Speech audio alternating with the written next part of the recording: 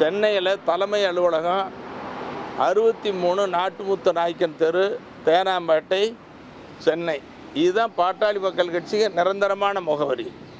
ஆனால் நிரந்தரமாக இருந்த முகவரியை எப்படியோ திசை திருப்பி ஒரு சூழ்ச்சியினால், கபட நாடகத்தால் முகவரி மாற்றப்பட்டிருக்கிறது.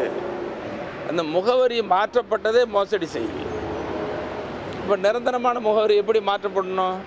வந்திருக்கிற கடிதம், தேர்தல் ஆணையத்தினுடைய கடிதம் தலைவர் பெயருக்கு, பாட்டாளி மக்கள் கட்சியினுடைய தலைவர் பெயருக்கு. ஆனால் முகவரி தேனாம்பேட்டையில் இல்லாமல் திலக் தெருவுக்கு போயிருக்கு, டி நகருக்கு போயிருக்கு. இது ஏமாற்று வேலை ஒன்று. முகவரி மோசடி அப்படின்னு சொல்கிறார். திடீரென்று நேற்று தான் தெரிந்தது என்றார். 25 வருடம் கட்சியினுடைய தலைவராக இருந்தவர். பல்வேறு தருணங்களில் சட்டமன்றத்தில், பொது இடங்களில் கட்சிக்காக பேசியவர்.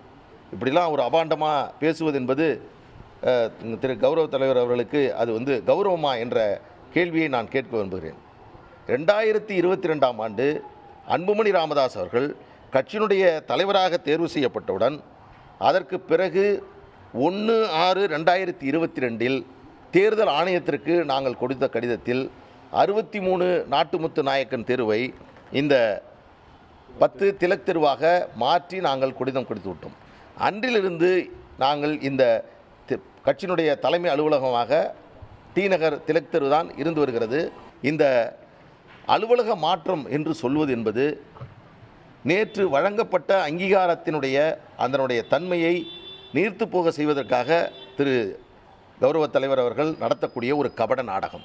25/8/2022 தலைவராக பொறுப்பேற்கிறார். அவருடைய பதவிக்காலம் 28/5/2025 முடிஞ்சிருக்கு. அப்போ ஒரு பதவியே இல்லை. அப்படி தலைவர் பதவி இல்லாதவர் எப்படி பொதுக்குழு மாமல்லத்தில் கூட்ட முடியாதுங்கிறது ஒன்று. பொதுக்குழு நடத்த வேண்டும் என்று சொன்னால் பொதுச் செயலாளர் அவருடைய அழைப்பின் பேரில் தான் பொதுக்குழு நடத்த முடியும். எனவே அது பொதுக்குழுவே அல்ல. நான் ஒரு வாதத்திற்கு சொல்கிறேன். அவர்கள் 17ஆம் தேதி கூட்டம் நடத்திவிட்டு கால நீட்டிப்பு வழங்குவதற்கான எந்த விதமான தீர்மானத்தையும் போடாமல் கால நீட்டிப்பு வழங்கியிருப்பது ஐயாவுக்கு தான் வழங்கியிருக்காங்க, அது தப்பாக இங்கே வந்துருச்சு, அது ஏமாற்றிட்டாங்க என்று சொல்லுகிறார்கள். இது என்ன ரொம்ப வருத்தமாக இருக்கிறது.